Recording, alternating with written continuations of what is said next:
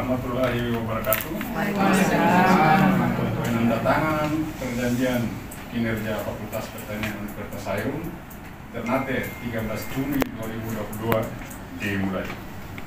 Sebelum kita mulai, ada penjelasan sedikit dari Ibu Dekan untuk kita silakan. Ya. Terima kasih Pak MC yang memberikan kesempatan kepada saya untuk menyampaikan penjelasan terlebih dahulu sebelum penandatanganan perjanjian kinerja tahun 2022 ini kita lakukan. Bapak Ibu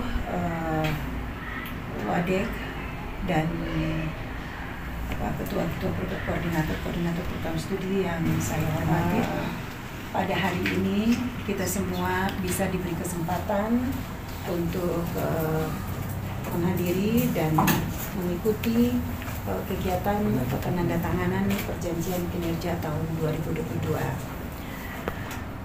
Sebelumnya saya perlu menjelaskan mengapa perjanjian kinerja ini harus kita lakukan.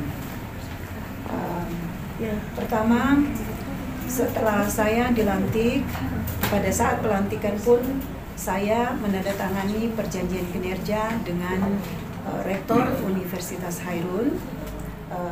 Di dalam perjanjian kinerja itu saya wajib untuk bisa mewujudkan target yang harus dicapai oleh Universitas Hairun, yaitu capaian kinerja setiap tahun selama periode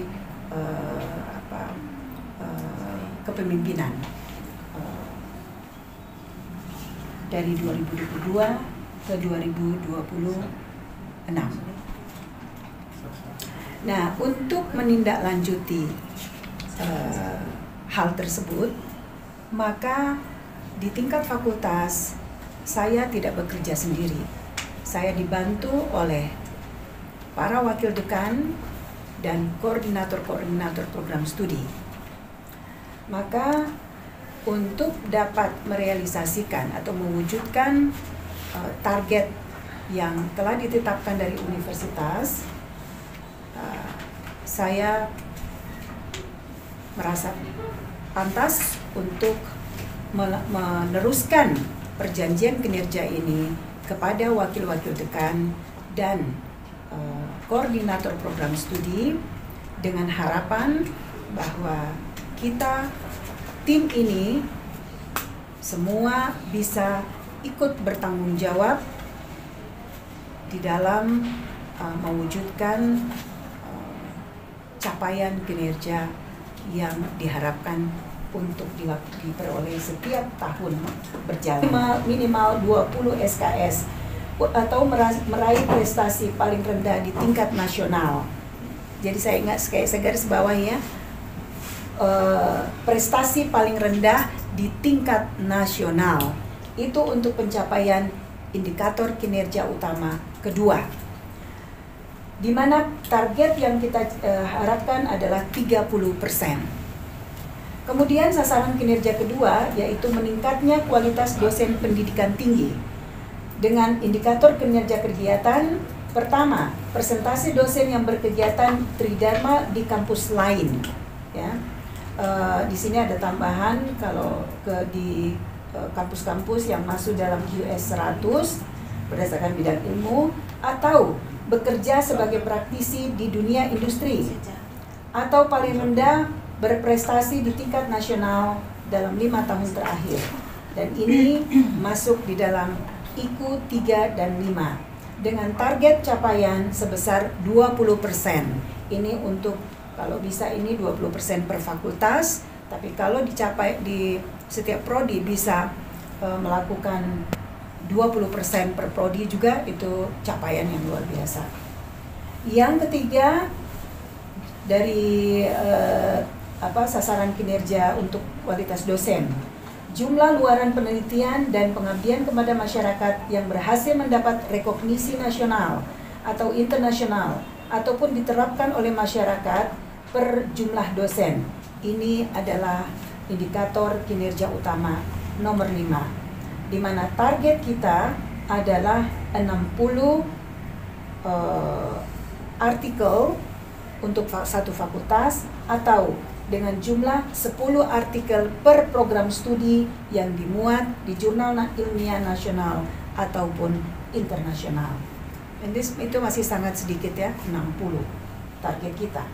Kita lihat kalau misalnya ke depan ternyata program studi itu bisa melebihi target ini, maka mungkin tahun depan kita perjanjian kinerjanya kita rubah, kita kasih naik ke sesuai dengan kemampuan yang bisa dicapai.